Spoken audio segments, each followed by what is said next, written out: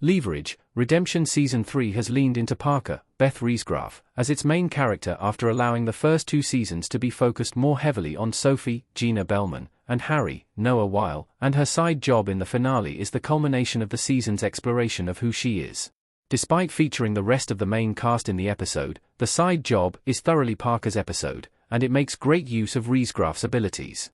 The episode sees Parker pulling a con on a man, Ricardo S. Shavira, who uses child labor from the children of undocumented immigrants.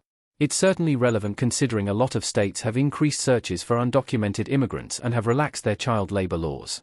It's also the perfect combination of hot-button topics for someone like Parker, who has a particular soft spot for kids who are taken advantage of. The episode takes some fantastic artistic risks and demonstrates how much Parker has grown as a character while still retaining the varied Parkerness that makes us love her. Parker as a film noir femme fatale is an inspired choice. The episode breaks the usual format. Parker, Beth Riesgraf, crossing her arms and looking confident in Leverage, Redemption. Most episodes of Leverage and Leverage, Redemption have the same format. The new client recounts how they were taken advantage of, the Leverage crew decides to take their case, the mark is conned with a complicated plan that seems to almost crumble. Here, we join a con already in progress that Parker is pulling on her own. The con is signified by it happening in black and white. In fact, Parker models her con and the character she is playing after the femme fatale in film noirs. She mentions that she got the idea from the old movies that original series character Nate used to love.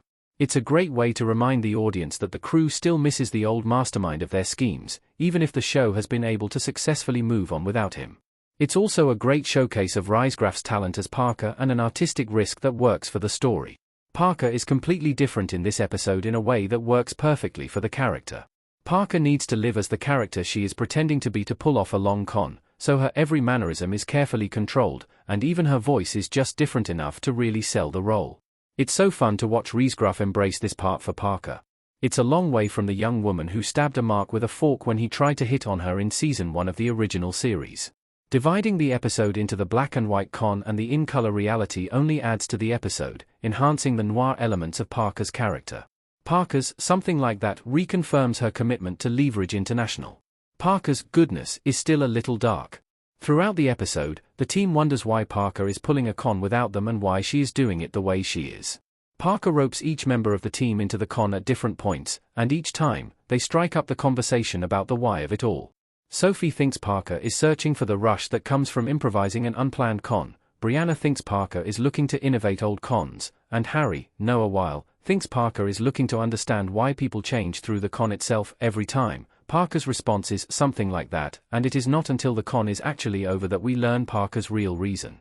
It pays off a conversation between Parker and Hardison, Aldi's Hodge, from the start of the season when he decides to take some time off because he is not sure he wants to be in the field anymore.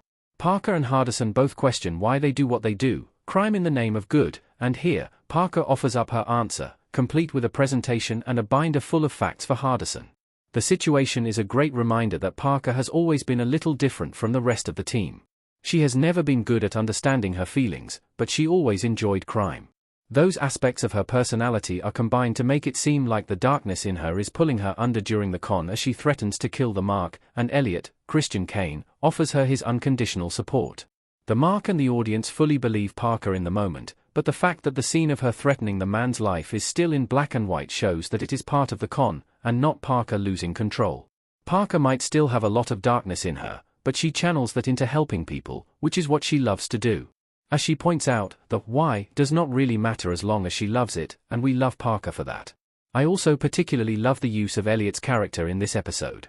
While Parker is able to predict every move the rest of her team will make, she has complete faith in Elliot's ability to read her better than anyone else. She knows he will follow Harry to keep him safe, will track her phone, and the Marks, to keep an eye on her, and she knows he will be the one to pull her back from the edge if necessary. Elliot and Parker have always had a special bond, and this episode showcases that really well. The side job does not feel like a finale. It feels like there is more for the show to do. Harry talking with Parker in Leverage Redemption Season 3 Episode 10.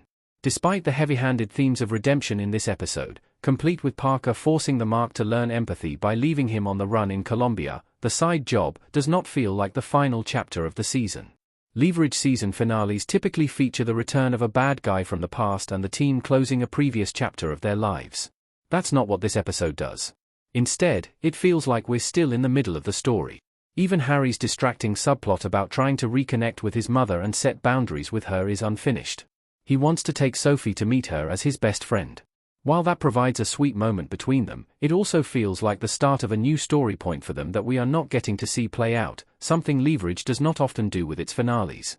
If anything, the Grand Complication Job, featuring Astrid, Alexandra Park, which was only the 5th episode of the season, felt more like a season finale than this one, tying up old loose ends and bringing back familiar faces. That episode, however, was missing half of the cast. At least here, the audience gets to see everyone, even Weil and Hodge, who are recurring special guest stars this season, back with the team. The side jump does make great use of Risegraph's talents and an experimental episode format to give us a great ride. It just leaves me wanting even more Leverage, redemption, and hoping that Season 4 is on the way.